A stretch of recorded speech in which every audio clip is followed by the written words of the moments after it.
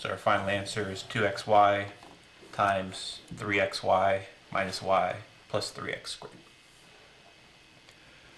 Second question is x squared minus 9. Factoring this term, there's no common terms to take out, but this term does match up with one of our factoring techniques, difference of squares. We can take the square root of x and also the square root of 9. Whenever you have the difference of squares, we'll have two binomials for answer. Square root of x squared would be x. Square root of 9 would be 3. And for difference of squares, we'll make one factor a positive and the other factor a negative. So we'll have x plus 3 and x minus 3. And last term we'll factor for the section, x squared plus 8x plus 16. If you wanted to, you could factor this using the diamond method, but this also matches up with one of our factoring techniques. If we have x squared, that's a perfect square. 16 is a perfect square. And if you take the x and the 4 and you double that, we'll have 2ab in the middle, which matches up with a perfect square trinomial. So if you recognize this is a perfect square trinomial, we can write it as x plus 4 squared. But again, you could also factor this using the diamond method and come up with the same answer.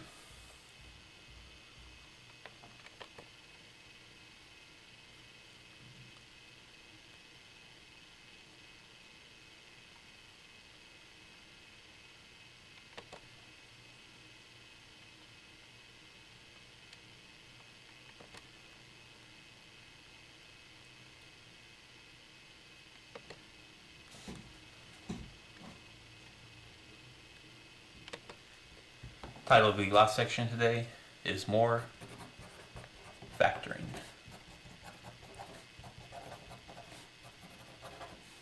In this section, we'll continue factoring and using the factoring techniques.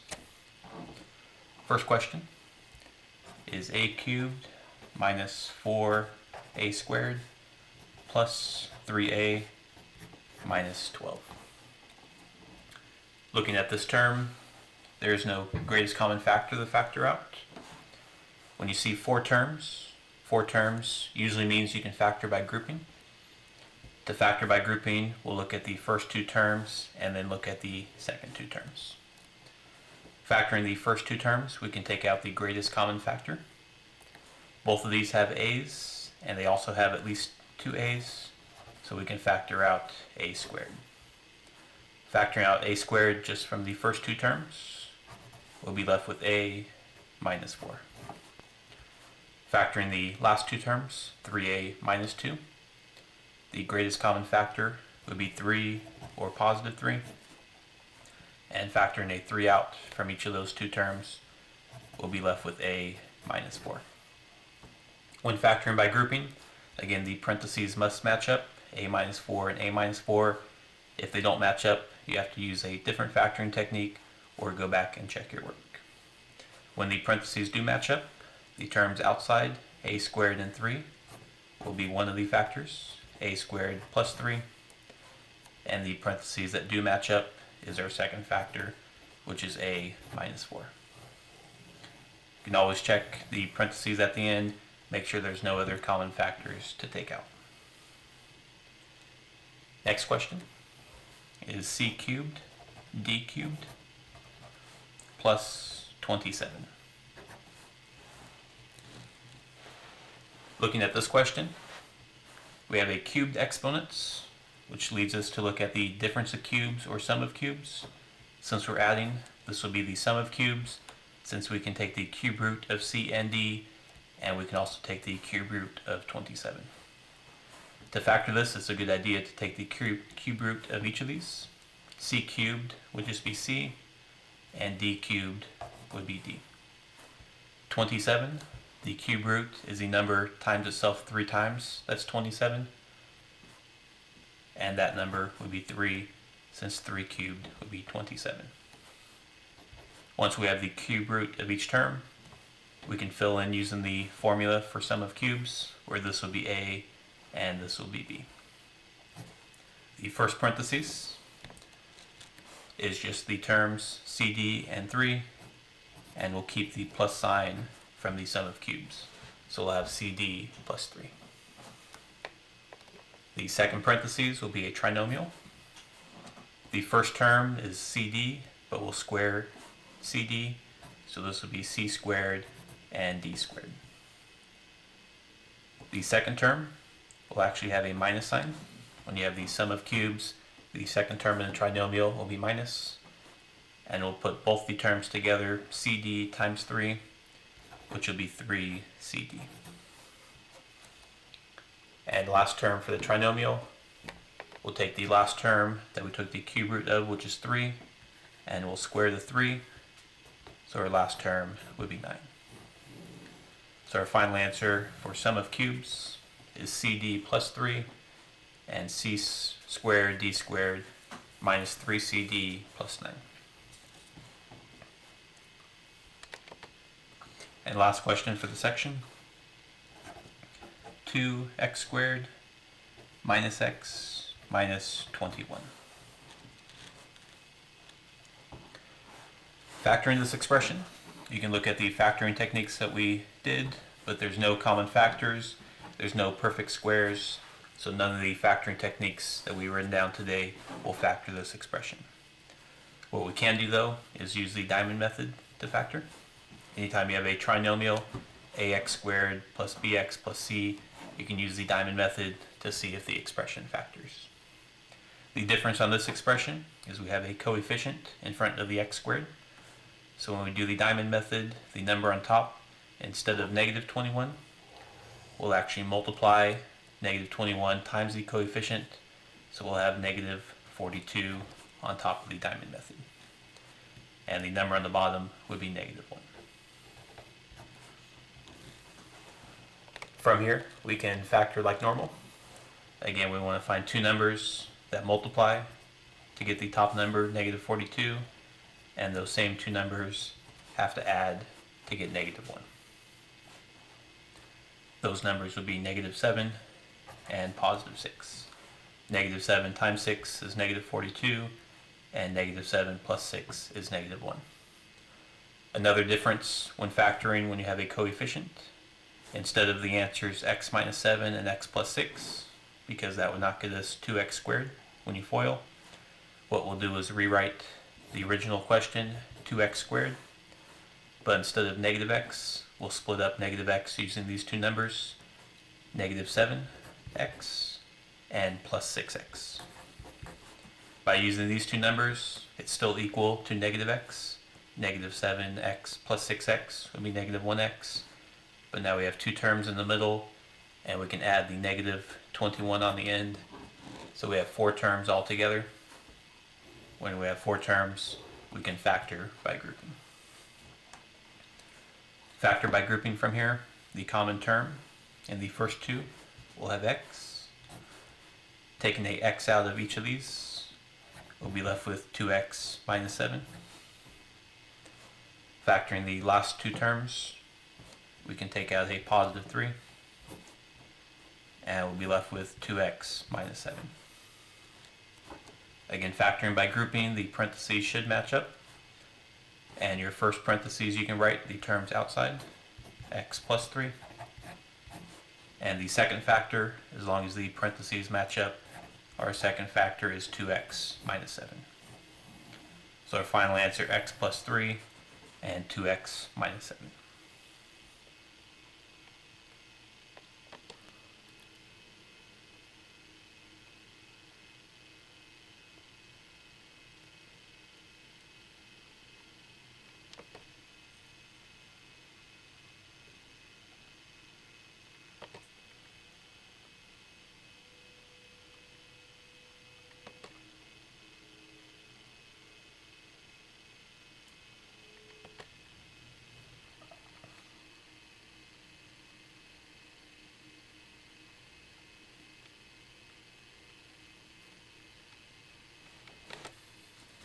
Title of the first section is Synthetic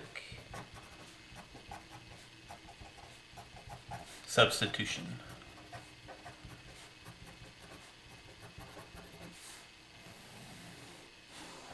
In this section, we'll use synthetic substitution, which is using synthetic division to find out the value of a polynomial.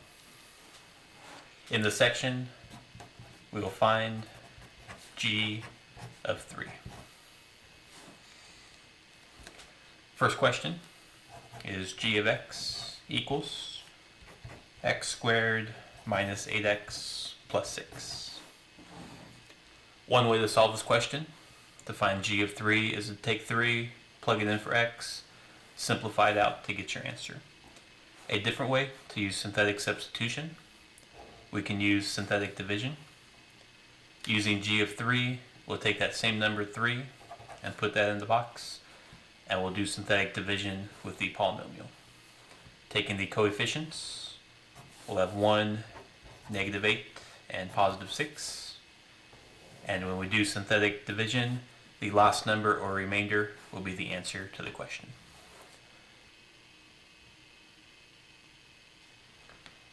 Dropping the first number straight down, we'll have 1, and then we'll multiply each of those numbers by 3. So 3 times 1 will be 3.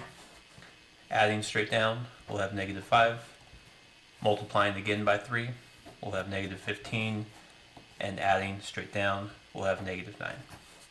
So the answer to the question, the remainder, which is negative 9, g of 3 for this polynomial will be negative 9, which is the same as if you plug 3 into the equation, you'll end up with negative 9. Second question, and last question for the section. G of x equals x cubed minus 5x plus 2.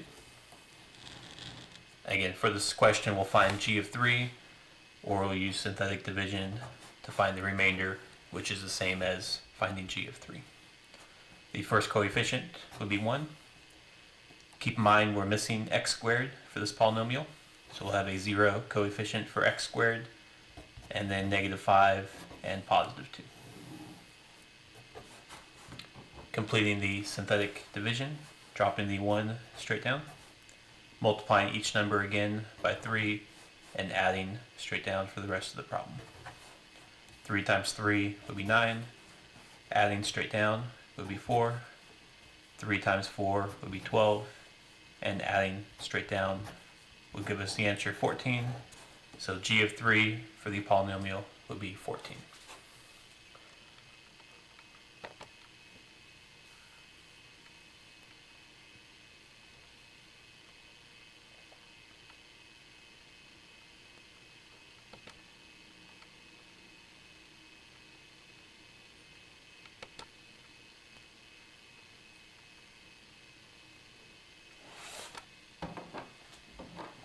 Title of the last lecture today is Find the Remaining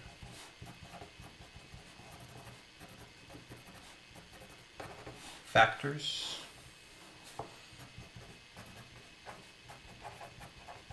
given one factor.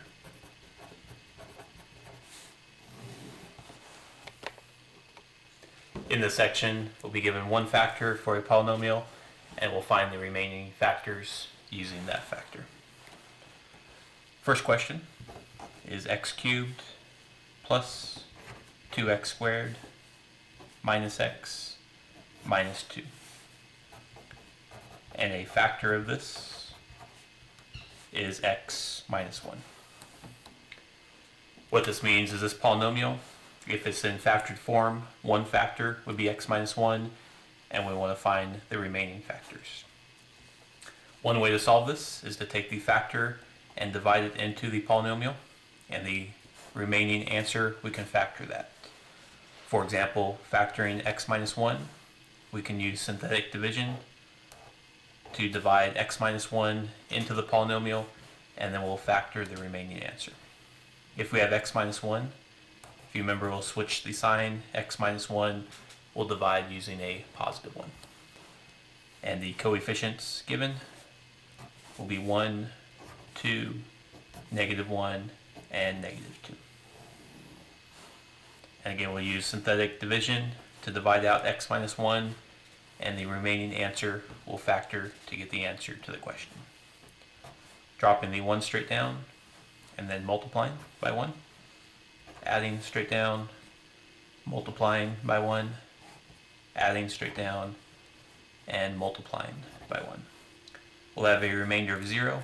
And again, you should always get a remainder of 0 when we're dividing by a factor. If it's a factor, that means there's no remainder. The answer left over, we can plug back into our variables. If we started with x to the cubed, we can bring down one exponent. So this would be x squared plus 3x and plus 2. The question again is to find the remaining factors. So after dividing out by a factor, we have a lower degree polynomial which we can factor to find our answer. You can use the diamond method to factor this, or if you think about numbers that multiply to get 2 and add to get 3, our factored form would be x plus 2 and x plus 1. So given the factor of x minus 1, the remaining factors would be x plus 2 and x plus 1. Second question and last question for the section. Polynomial is 2x cubed plus 7x squared minus 53x minus 28. And the factor that we're given is 2x plus 1. Looking at the polynomial and the factor that we're given, the factor 2x plus 1, since we have a coefficient, we cannot divide using synthetic division, which means we can divide using log division. Dividing 2x plus 1, we can put the polynomial inside the division symbol, which will be 2x cubed plus 7x squared minus 53x minus 28. Again, we'll divide using log division since we have a coefficient in front of x, and our remaining answer after we divide, we'll factor that to get the answer to the questions. Taking 2x and dividing into 2x cubed, or again, what number or what term times 2x would be 2x cubed, and that would be x squared. X squared times 2x would be 2x cubed, and distributing, we'll multiply x squared times 1, which will give us 1x squared. Subtracting from when we use long division, 2x cubes will cancel, 7x squared minus 1x squared would be 6x squared, and then we'll drop down the next term minus 53x.